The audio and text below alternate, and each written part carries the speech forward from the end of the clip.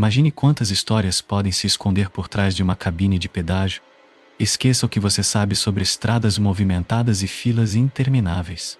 No vídeo de hoje, vamos explorar um pedágio que desafia todas as expectativas e revelar segredos que vão muito além de uma simples cobrança de passagem. Bem-vindos de volta ao canal. Se você é novo por aqui, inscreva-se e ative as notificações para não perder nenhuma história incrível. E claro, já deixa o seu like, porque hoje temos algo realmente especial. Mentalize um pedágio isolado no interior de Minas Gerais, onde a cancela é operada manualmente e os segredos são guardados a 7 chaves. Eu trabalho em uma cabine de pedágio que parece saída de um conto de terror. À noite, quando o sol se põe, as regras mudam. Neste vídeo vou compartilhar as regras estranhas e assustadoras que temos que seguir, desde não poder usar eletrônicos até encontrar criaturas sinistras na estrada. Vou te contar sobre os encontros mais bizarros e o que realmente protegemos naquela cabine.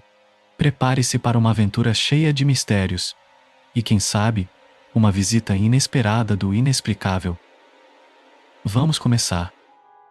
Todo mundo que ouve falar em pedágio já pensa logo naquela chateação de ter a viagem interrompida para pagar alguns trocados, só para poder passar.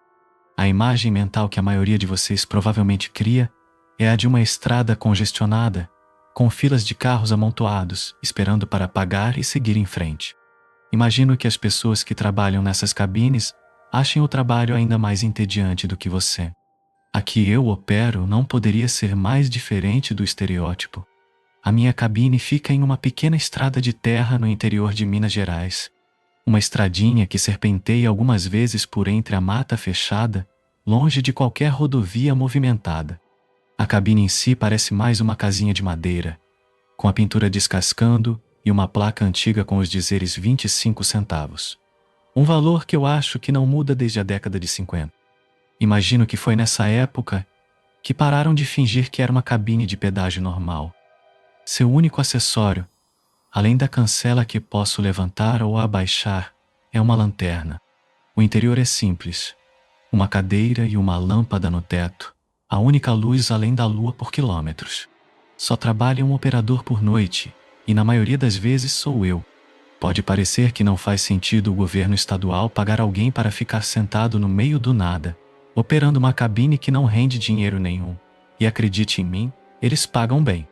Mas se você passasse uma única noite aqui, entenderia o porquê. Não há um fluxo repentino de 1000 carros querendo pagar pedágio às 3 da manhã. O que protegemos ao manter esta cabine funcionando vale muito mais do que qualquer custo financeiro. Na minha cidade, o trabalho de operador da cabine solitária é muito respeitado, mas raramente mencionado. Na verdade, é quase uma regra tácita. Conversas sobre a cabine, a estrada, ou qualquer coisa relacionada devem ser mantidas em segredo. Todos por aqui sabem que há algo de errado com este lugar. Quase todo mundo já viu algo que não consegue explicar, ou que gostaria de não ter visto. Muitas cidades do interior têm suas próprias lendas urbanas. Na maioria das vezes, os moradores abraçam os mitos. Suspeito que seja porque todos sabem que é um mito, exceto por alguns malucos. Nossa cidade é o oposto. Não falamos sobre as coisas que vimos. O máximo que podemos fazer por aqui é manter as pessoas longe da estrada e torcer para que nada se desvie dela. A última coisa que queríamos era que o resto do mundo descobrisse, e suspeito que não somos os únicos. Veja bem, nossa cidade está indo muito melhor do que a maioria na região. Nossa infraestrutura nunca parece ruir ou se degradar. Nossas escolas públicas são bem financiadas e ninguém nunca fica sem emprego. A razão pela qual isso é digno de nota é que nossa cidade não é exatamente a região mais próspera do Brasil. Esse dinheiro está vindo de algum lugar e não é dos nossos poucos impostos. Tenho a suspeita de que o governo federal ou alguma outra entidade está despejando dinheiro em nossa cidade e que eles também estão de olho na nossa operação cabine de pedágio. Eu sei que tudo isso parece ridículo agora. Mas quando você tiver uma ideia melhor do meu trabalho e dos eventos recentes, acho que vai entender. Como eu disse, a cabine tem apenas um operador a cada noite. Uma tradição que remonta a quando nossa cidade foi fundada. A cada semana, Realizamos uma reunião a portas fechadas na Câmara Municipal. Participam todos os operadores atuais da cabine e quaisquer outros antigos que consigam chegar. Na maioria das vezes, as reuniões não duram mais do que 15 minutos, mas depois da reunião de emergência que convoquei há algumas semanas, temos nos reunido todos os dias e elas estão durando muito mais tempo. O motivo você descobrirá em breve. Suponho que este seja um bom momento para explicar o que acontece na cabine e na estrada. Você precisa conhecer minhas regras. Regra número 1. A cabine não precisa ser ocupada durante o dia. Não acontece muita coisa na cabine quando o sol está alto, mas o atendente da noite, que geralmente sou eu, deve estar na cabine 1 hora antes do pôr do sol e ficar 1 hora depois do nascer do sol. O atendente da noite não deve sair da cabine em momento algum durante seu turno, por nenhum motivo. O transporte não é um problema porque o delegado ou um dos policiais sempre nos leva até a cabine à noite e de volta à cidade pela manhã. Regra número 2. Nenhum telefone celular, rádio ou outro dispositivo eletrônico ou de comunicação é permitido durante a operação da cabine à noite. A única coisa funcionando com eletricidade que um atendente de cabine tem permissão para ter é uma lanterna. Se você trouxer um dispositivo acidentalmente, desligue-o, guarde-o dentro da cabine e reze para que ele não ligue sozinho. Deixá-lo fora da cabine não é uma opção. Se o seu dispositivo ligar sozinho dentro da cabine, sua próxima melhor aposta é destruí-lo. Isso pode parecer uma medida drástica, mas eu já cometi esse erro antes. Durou cerca de 1 hora, até que eu não consegui mais suportar os gritos vindos do meu celular e o pisei, até virar pó. Não cometi o erro de levá-lo comigo de novo. Nunca me disseram o que são os gritos e outros ruídos, mas sei que outros atendentes já ouviram a mesma coisa. Regra número 3. Carros podem se aproximar da cancela a qualquer momento durante a noite. A mercadoria mais comum entre aqueles que acabam nesta estrada à noite é a confusão. O trabalho do atendente é decidir se eles podem passar ou se serão mandados de volta. O motorista, além de confusão, pode expressar outras emoções. Eles podem ficar angustiados, zangados, paranoicos ou com medo. Tente acalmá-los e tranquilizá-los da melhor maneira possível. Quando você achar que eles estão prontos, peça que paguem o pedágio. Um de 2 resultados ocorrerá. Se o motorista não tiver nenhuma reação notável, fizer perguntas a você ou lhe entregar uma moeda de 25 centavos, normalmente você deve deixar a cancela baixada e mandá-lo embora. Faça o que for necessário para tentar fazê-los ir embora.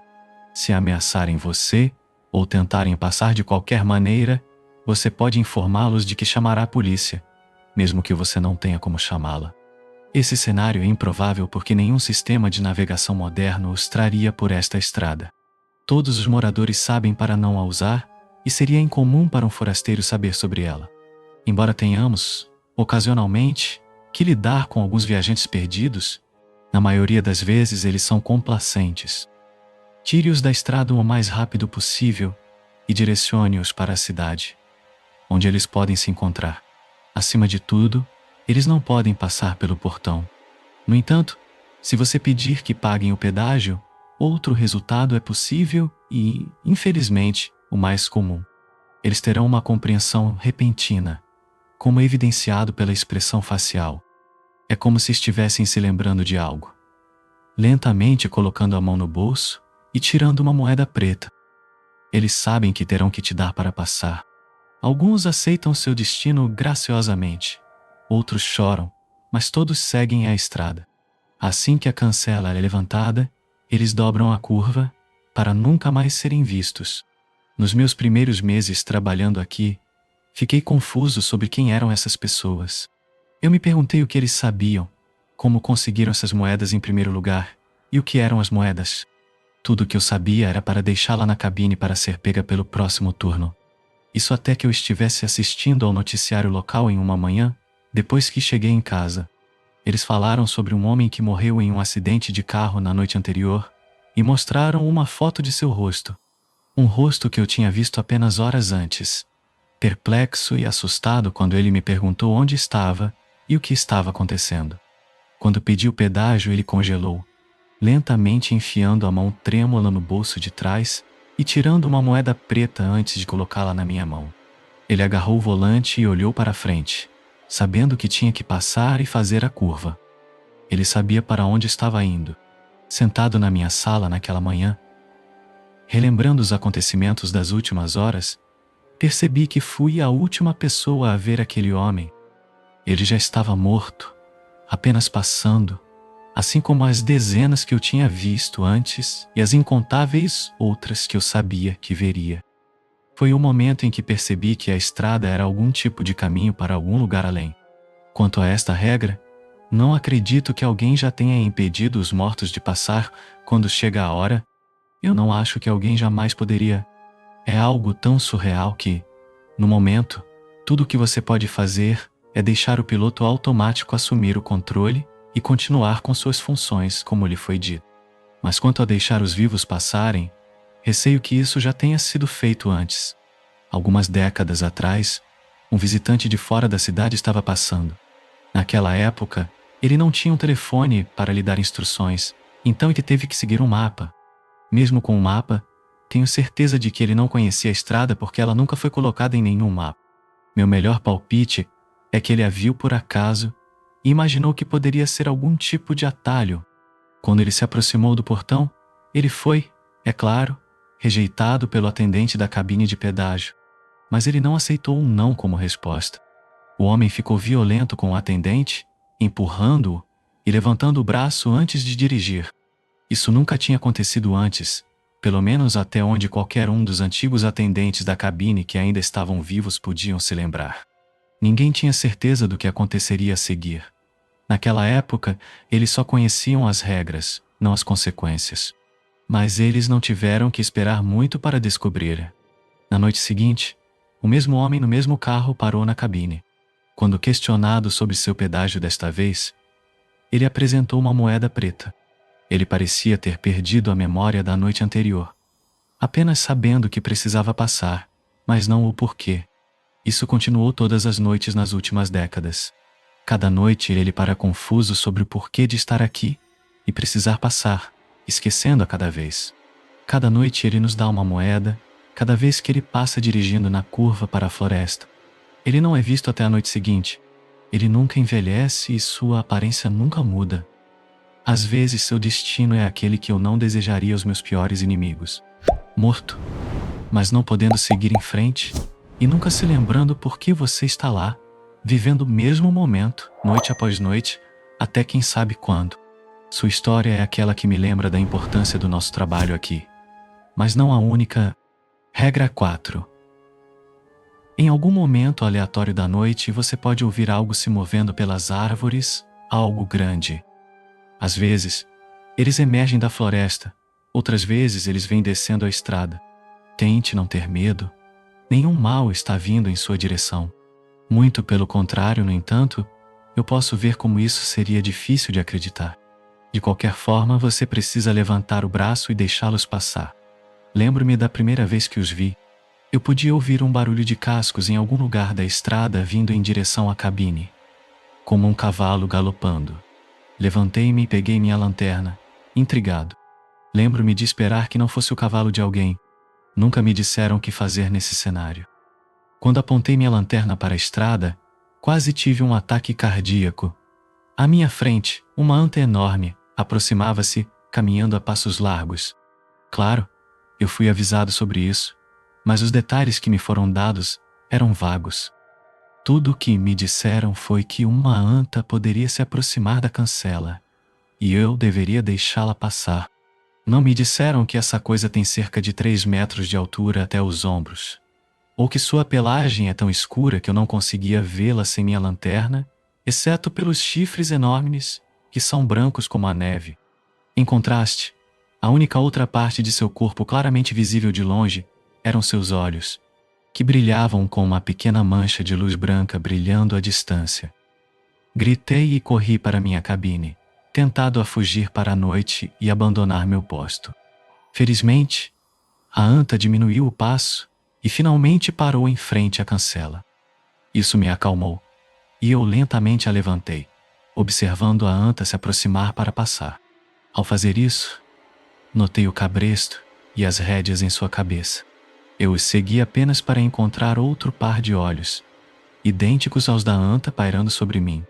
Mais uma vez gritei, mas contive meu volume quando percebi que quem quer que fosse, ou o que quer que fosse, em cima da anta estava fazendo contato visual comigo. Ao passarem, essa figura estava escura, se não mais escura que a anta em que cavalgava, algo semelhante a uma sombra. Assim como todos em seus carros, eles desceram a estrada além da curva e sumiram de vista. Tive que me sentar por uma hora antes que parasse de tremer. Nem preciso dizer que não fiquei muito feliz por esses detalhes mais sutis terem sido deixados de fora. Só depois do meu turno expressando minha frustração é que me contaram mais. Aparentemente, este caçador e sua anta estão por perto há muito, muito tempo. Tanto tempo que nenhum atendente vivo hoje consegue se lembrar de uma época sem eles. Alguns acreditam que eles estão aqui nos últimos 200 anos ou mais. Possivelmente desde que a estranha estrada e a cabine surgiram. O que sabemos é que eles não estão presos à estrada como os outros. Na nossa Câmara Municipal, possuímos um relato escrito do caçador e sua montaria passando pela cidade no meio da noite em 1999. Até hoje, alguns moradores já viram a anta enquanto dirigiam à noite. Você deve estar se perguntando por que me refiro à figura nas costas da anta como um caçador. Bem, é assim que nós, atendentes, o chamamos. De vez em quando, ele e sua anta chegam na cabine, arrastando um cadáver atrás deles. Quando digo cadáver, não me refiro a um animal, ou mesmo a um humano. Quero dizer abominações saídas de seus piores pesadelos, coisas que lhe dão calafrios e vontade de vomitar ao mesmo tempo, coisas que você esperaria encontrar em um texto religioso. Quando chegar o fim dos tempos, o caçador arrasta essas coisas pela estrada e pela curva. Não posso ter certeza de nada, mas se você me perguntar, ele os levou de volta para algum tipo de vida após a morte, ou submundo. Talvez seja o mesmo lugar para onde os mortos vão quando dobram a curva. Ou talvez em algum lugar da estrada haja um caminho para muitos lugares diferentes. Eu não poderia te dizer em que eu acredito. Como os outros atendentes e qualquer um que conheça o caçador e a anta, é que eles estão aqui para nos proteger. Sejam lá o que forem essas coisas que ele está levando com ele, elas não deveriam estar aqui em primeiro lugar. E ele está aqui apenas para consertar as coisas. Agora, é aqui que chegamos ao ponto em que estou te contando tudo isso. Eu expliquei antes que as pessoas da minha cidade gostam de manter essas coisas em segredo. E na maioria das vezes, eu concordo. Não sou fã de divulgar nossos assuntos para o mundo exterior. É atenção que não precisamos. Acho que não temos escolha desta vez. Tudo começou há algumas semanas, durante um dos meus turnos na cabine. Tudo estava indo bem em sua maior parte. Nenhum novo morto passou naquela noite, nem nenhum vivo tentou. O único cliente que tive foi nosso velhote irregular, confuso como sempre. Depois dele, tudo ficou quieto por algumas horas, até que ouvi um lento som de cascos descendo a estrada mais uma vez. Hoje em dia não tenho mais medo. Eu vi o caçador e sua anta vezes suficientes para não temê-los, e como eu disse, passei a respeitá-los pelas coisas que eles tiram deste mundo. A única coisa que costumo temer é a visão do que quer que estejam arrastando. Naquela noite não foi exceção. Eles se aproximaram da cancela e pararam na frente dela. Antes que eu me movesse para levantar a cancela, eu iluminei com minha lanterna a corda sendo arrastada para trás, e a coisa horrível presa. A ponta da corda estava amarrada em um nó em volta de um par de pés enormes. Pés que pertencem ao que parecia ser a metade inferior de algum tipo de veado. Ao mover a luz da lanterna pelo corpo, descobri rapidamente que não era apenas um cervo enorme. As pernas podem ter lembrado mas a parte superior do corpo era a de um homem.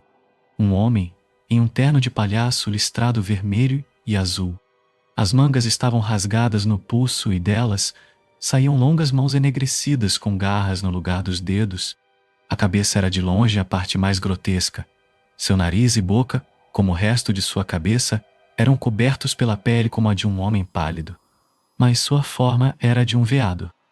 Sangue escorria de sua boca entreaberta.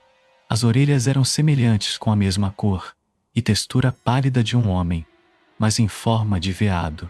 Era como se alguém tivesse pegado orelhas humanas e as esticado, transformando-as para se ajustar à forma repugnante que desejavam. No topo, havia um chapéu de bobo da corte vermelho e azul e um par de chifres se espalhando acima deles. Congelei por um momento ao ver a totalidade desta besta, mas me recompus quando me lembrei de que tinha um trabalho a fazer, e era melhor eu fazê-lo se não quisesse mais ver essa coisa. Caminhei até a cancela e a levantei. A anta retomou seu trote pela estrada e passou pela cancela. Ao passarem por mim, não pude deixar de observar o monstro palhaço veado que estava sendo arrastado para trás. Um rastro de sangue o seguia na estrada. Pouco antes de ele passar completamente pela cabine, iluminei seu rosto com minha lanterna para dar uma última olhada. Suas pálpebras se abriram repentinamente, revelando os olhos pretos e castanhos por baixo. Então ele abriu a boca e soltou um balido alto e cheio de dor antes de se abaixar e agarrar o nó que prendia seus pés. Em apenas alguns segundos, as cordas foram cortadas, e a besta tentou se levantar. No entanto, não foi muito longe em sua tentativa inicial, porque a anta à sua frente o atingiu na cabeça com um coice poderoso. Outro jorro de sangue saiu da boca do palhaço, junto com um de seus dentes quando ele caiu de costas no chão, aparentemente desmaiado por um momento. Enquanto eu me recuperava, o caçador virou sua anta para encará-lo de frente. Corri da cabine e me escondi atrás de uma árvore ao lado da estrada, mas mantive um olho na luta. O ar saiu das narinas da anta enquanto ela começava a grunhir. Seus grunhidos eram mais altos e profundos do que os balidos do veado palhaço. Eu podia sentir meu peito vibrar a cada grunhido poderoso. O palhaço finalmente se levantou e olhou para o caçador e a anta, soltando mais alguns balidos como se para desafiá-los. Em uma altura ereta, a coisa era mais alta do que a anta, mas era óbvio que a anta era muito maior e mais pesada no geral. A anta abaixou a cabeça e atacou. Antes que ele se conectasse, a coisa palhaço tentou agarrar o caçador em suas costas, mas falhou. Foi erguido do chão pelos chifres da anta e jogado através de uma fileira de árvores que caíram sobre ele. A anta deu um passo para trás e se virou, permitindo que o caçador jogasse uma nova corda ao redor da cabeça do palhaço. A anta disparou com o caçador segurando a nova corda. Eles começaram a arrastar o palhaço pelo pescoço, presumo, na esperança de finalmente fazê-lo dobrar a curva desta vez. Infelizmente ele ainda estava consciente e cortou a corda com as garras novamente. O palhaço não perdeu tempo correndo para seus pés e entrando na mata. O caçador em sua anta o seguiu, e em apenas um momento, ambos estavam fora da minha vista. Eu só notei minha respiração pesada depois que tudo ficou quieto novamente. Levei 1 hora para criar coragem para deixar a linha das árvores e voltar para minha cabine. Quando o fiz, notei o dente do palhaço caído na estrada e o recolhi. Felizmente para mim, o resto do meu turno foi tranquilo. Infelizmente, o caçador nunca mais voltou com o palhaço. Quando o delegado me pegou ao nascer do sol, eu disse a ele para correr para a Câmara Municipal para uma reunião de emergência. Durante o trajeto, contatei todos os outros e disse para chegarem o mais rápido possível. Na reunião, apresentei o dente e relatei o que havia acabado de testemunhar. Havia uma mistura de emoções.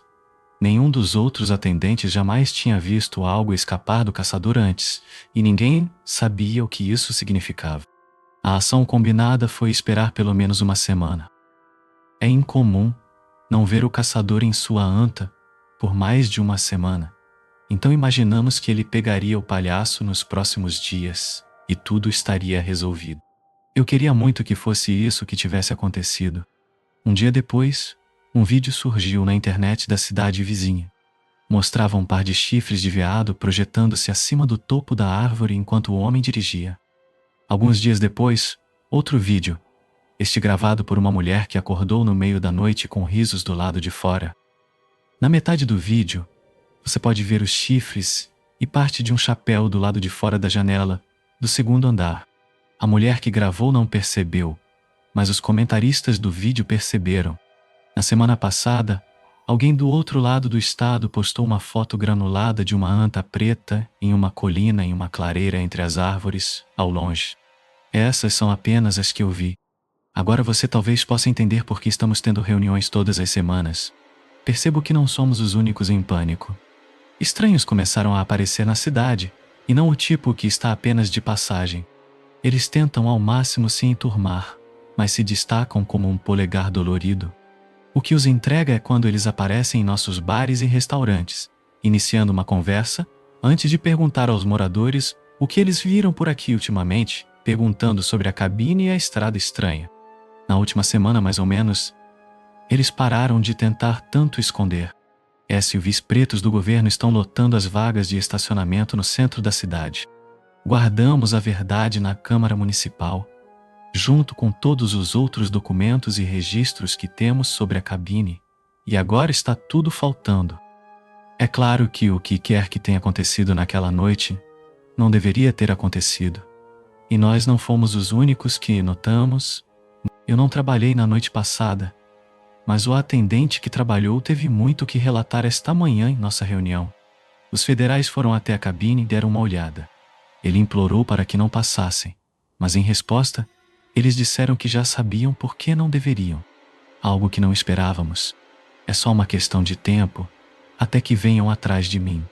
Suponho que direi a verdade a eles quando chegar a hora. Por mais que gostemos de manter isso em segredo em nossa cidade, o gênio saiu da garrafa. Imaginei que pelo menos contaria a todos vocês antes dos federais. Cada um de vocês deve saber o que está lá fora.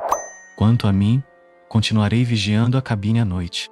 Cumprir meus deveres é tudo o que posso fazer.